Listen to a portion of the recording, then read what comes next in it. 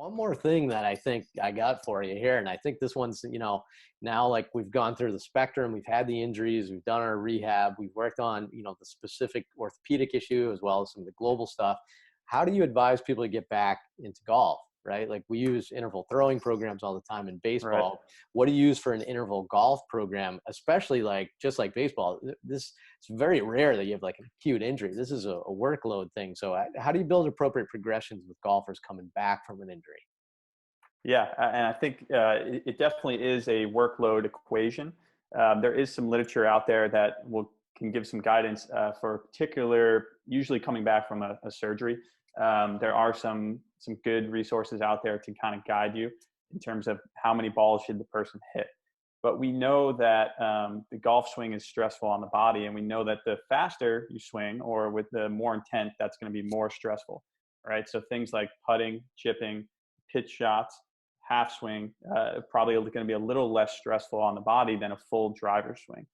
So I tend to give people guidance, almost regardless of what they're coming back from. If they had to take time off from golf because of an injury, we have to build you back up by gradually applying stress in a systematic way, right? And we don't want to overload the tissues too fast.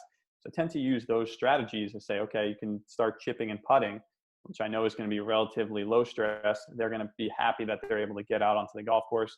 They're going to feel, and those shots are important, right? So they're going to improve their skill. Yeah. And then Low, gradually, low physical stress, but high mental stress when practicing and chipping. emotional stress. Right. You start sculling them. And then, build up to half shots, build up to low irons, right? So the shorter the club is in theory, the less momentum that you have to deal with because the moment arm's a little bit shorter. So something like swinging a pitching wedge potentially may be a little less stressful, although you're looking at a different posture of the body potentially. So it's a little bit complicated, Yeah, but right. potentially less stress with the shorter clubs, and then you build up to longer clubs. So I think that's the general outline of it. The specifics is going to be, potentially based on a couple different things: how long they were out of golf for, how long has that workload kind of dropped down to zero?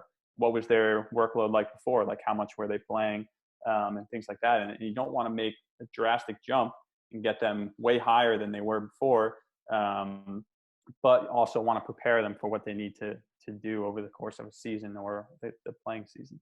Yeah. So everybody, especially a golfer, right? Especially an amateur golfer, right? Like this is their hobby. They want to get back fast, Yeah. right? So great example there. It's not just about the volume, which is the number of swings. That's huge.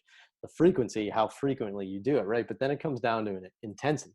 So in baseball, oftentimes we use distance to dictate our intensity. It's in golf now. I think if you just tell a golfer swing at half effort, it's a little bit more challenging. But if you Right. actually say work with these clubs first, it's like you almost inherently know if you're just working on your wedges, if you're just working on chipping, chipping, pitching, half shots, like 75% range of motion swings, that's going to probably have a carryover for the intensity that you're looking for, right? Yeah, absolutely. Yeah. So, I mean, great job with obviously laying that out here. It's not, yeah, I think when you're first getting started, you think it's all about volume, maybe a little even about frequency, but it's all about volume. Go, 20 shots, 30 shots, 40 shots, 50 shots, but not every shot's the same. Right. So again, I think if you understand golf and you're a golfer yourself, it's going to be easier for you to develop that program, right? It's going to be easier for you to know that this golfer's probably dying to get back to at least the short game area. So give them some chipping, putting, work up the pitches and build that up. But that's a great way of introducing stress by manipulating which clubs and which percent range of motion swings that you use. So great stuff, Mike. Awesome.